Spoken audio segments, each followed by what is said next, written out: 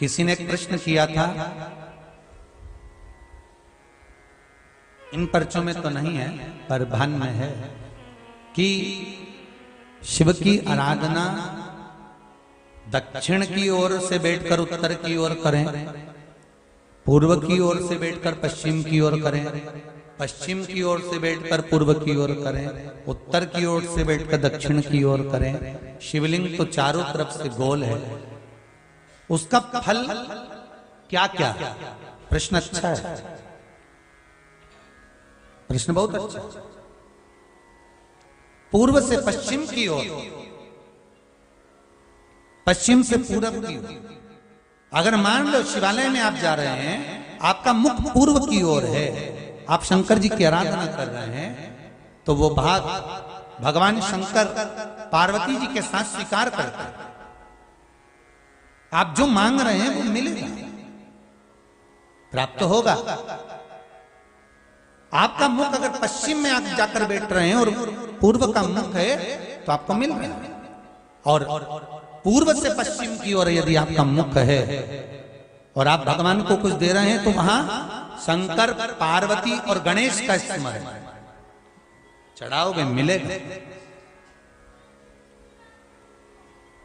उत्तर से दक्षिण की ओर मुख कर कर बैठकर आप शिव की आराधना कर रहे हो, कार्तिकेय, गणेश, पार्वती, शिव को प्राप्त कर रहे हो, आपका दिया गया भाग पितरों को भी प्राप्त होता है। पर जब हम दक्षिण में बैठकर उत्तर की ओर मुख कर कर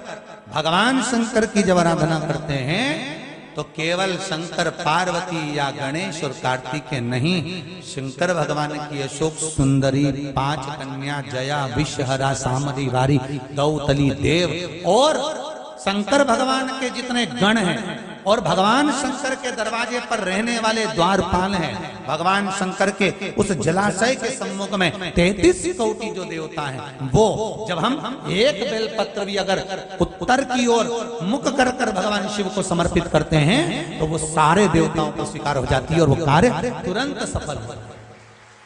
दिशा का भी मूल महत्व है पूजन में। जहां पानी बह रहा है, पानी जहां बह रहा है तो ये मान लो कि ये शिवलिंग है और ये पानी इधर बह रहा है, तो आप इधर बैठेंगे, इधर का पानी बह रहा है, इधर बैठकर इधर से आ रहा है। जब बहुत किसी चीज की जरूरत होती है और वो चीज नहीं होती, वो कर्म नहीं हो रहा, आपने बहुत प्रयास करा, तो कभी योग लग जाए कि अभी तक आपने शिव मंदिर में गए, पूजन अर्चना करी, आराधना करी, जल भी चढ़ाया और आपका कार्य नहीं बन रहा, तो आप दक्षिण में बैठकर उत्तर की ओर मुख कर कर भगवान शिव की आराधना करना चालू करो। 1 महीना कर कर देखो, करो आराधना शिव।